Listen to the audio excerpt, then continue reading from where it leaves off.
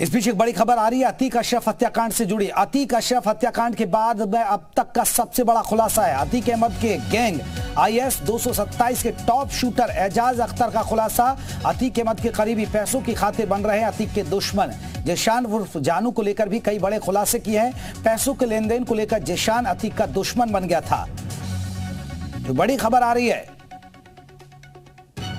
अतीक अशरफ हत्याकांड के बाद अब तक का सबसे बड़ा खुलासा हुआ है। अतीक अहमद के ही गैंग में फूट का खुलासा हुआ है। अतीक अहमद के IS 227 के टॉप शूटर एजाज अख्तर का खुलासा। अतीक अहमद के करीबी पैसों की खातिर बन रहे हैं अतीक के दुश्मन। जिशान उर्फ जानू को लेकर भी किए कई बड़े खुलासे। पैसों के लेन देन को लेकर जिशान अतीक का दुश्मन बनाया गया। अजीत हमारे से और ज्यादा अपडेट के साथ जुड़ गए। अजीत, एक बड़ा खुलासा हुआ है, कहीं ना कहीं जो आपसी करीबी थे उनमें फूट की खबर सामने आ रही है। देखिए, बिल्कुल जिस तरह से एजाज अख्तर जो कि जिसके ऊपर 39 मुकदमे दर्ज है जेपी, और राजू पाल हत्याकांड, जिस हत्याकांड को लेकर अशरफ सबसे पहले सुर्खियों में आया था, विधायक की हत्या हुई थी, उसमें भी वो आरोपी है। यानी आप समझिए जो अतीक अहमद की गैंग है 27 नंबर, उसमें 9वें नंबर का शूटर और काफी खास शूटर रहा। अब वो अतीक के साड़ू का जो भाई है जिशान के बारे में भी उसने खुलासा किया और ये कहा कि आने वाले समय में 100% MLA का इलेक्शन लड़ेगा, लेकिन मुसलमान की जो बिरादरी है वो उसे बायकाट करना चाहता। साथ ही वो ये भी कह रहा है कि पैसे को लेन देन को लेकर ये पूरा मामला हुआ। और आपने देखा होगा जब मोहम्मद मुस्लिम का एक ऑडियो वायरल हुआ था जिसमें असद बात कर रहा था और कह रहा था कि आपको उमर से मिलने प्रयागराज जेल, नैनी जेल में चलना है, तो कई सारे ऐसे खुलासे। और देखिए कई सारे खुलासे जो आयशा नूरी का था, जो इसके अलावा जो ये एजाज जो खुलासा कर रहा है कि कैसे कैसे हुआ। और सबसे बड़ी बात, जहां से इस पूरे मसले की शुरुआत हुई, देवरिया जेल, जहां पर अतीक अहमद बंद था। और सबसे ज्यादा योगी सरकार में वो सुर्खियों में तभी आया था जेपी, जब मोहित जायसवाल नाम के व्यापारी को यहां से उठवाकर देवरिया ले गए और उनसे मारपीट की गई। उनसे भी 1 करोड़ रुपए के लेन देन की बात आई, जिसमें जिशान और सानू का भी नाम था। यानी साफ है, सरकार के एक मंत्री पर भी सवाल खड़े किए गए थे, जिसको लेकर आयशा नूरी ने भी कहा था कि पैसे का लेन देन है। इसके साथ ही ये भी एक खबर आई कि जब अतीक साबरमती जेल में बंद था तो उसने साहिस्ता परवीन से कहा था कि मेरे पैसे सरकार के फला मंत्री के पास है, 5 करोड़ वो मंगा लो।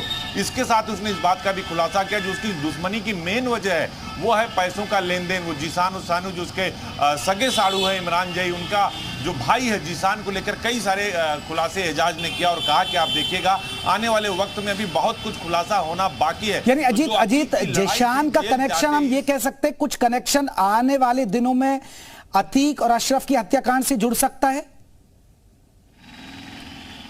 देखिए, बिल्कुल जो जांच चल रही यूपी पुलिस की, उसमें भी एक परत दर परत खुलासे तो हो ही रहे हैं, विवेचना तो हो ही रही, लेकिन अब एजाज के इस बयान के बाद जो एजाज का स्टिंग हुआ उसके बयान से यह साफ होता है कि जिशान का रोल था। जिशान और एक नया नाम आ रहा था इमरान, जिसको लेकर बार बार मोहम्मद मुस्लिम भी कह रहा था कि वो तो हमारे घर ऐसे ही आए थे, जिसको लेकर असद नाराजगी दिखा रहा था जब वो मोहम्मद मुस्लिम से बात कर रहा था फोन पर। तो ये मानकर चलिए कि जिशान का नाम जरूर इस पूरे मसले में आएगा, क्योंकि जिशान विधायकी का इलेक्शन लड़ना चाहता था और अतीक और अशरफ के रहते ये संभव नहीं था, तो लिहाजा वो पहले से विरोध कर रहा था। और जो पैसे का लेन देन था, वो सारी जो जानकारी थी वो जो बाहर लीक हो रही थी वो भी जिशान की तरफ से हो रही थी। तो एजाज की तरफ से जो खुलासा किया गया, ये बहुत बड़ा खुलासा है अतीक और अशरफ हत्याकांड के बाद कि भाई उनकी संपत्ति और पैसे को लेन देन को लेकर 1 साल पहले ही विवाद शुरू हो गया था, जिसमें अतीक के साड़ू का भाई जो है जिशान, उसका सबसे बड़ा रोल है। तो इस खुलासे के बाद आप मानकर चलिए कि अभी और जो अतीक गैंग के लोग हैं, यार देखिए अभी साहिस्ता नहीं पकड़ी गई है, वो भी फरार चल रही है, इनाम उसके ऊपर गुड्डू मुस्लिम अभी फरार चल रहा है। तो देखिए अब कहीं ना कहीं आपसी गैंगवार की भी संभावना बढ़ रही है इसमें, कि आपस में जो दुश्मनी हुई है उसके पीछे जो पूरा माहौल हुआ मोहित जायसवाल से लेकर और अब तक का, तो ये बड़ा खुलासा एजाज ने बाकायदा किया और कहा कि वो जब विधायकी लड़ेगा तो मुस्लिम जो बिरादरी है वो उसको बायकाट भी करेगी। और पूरा का पूरा मसला वो लेन देन से शुरू होता है, देवरिया जेल से लेकर साबरमती और बरेली जेल तक। तो आप देखिए पुलिस भी इस मसले पर जो ओवर एक तरीके से कहा जाए इसमें पूछताछ होगी और एजाज से भी पूछताछ कर सकती है, क्योंकि एजाज ने कई चौंकाने वाले तथ्य का खुलासा किया जेपी। बिल्कुल, बहुत बहुत शुक्रिया अजीत, तमाम जानकारी हमारे दर्शकों तक पहुंचाने के लिए।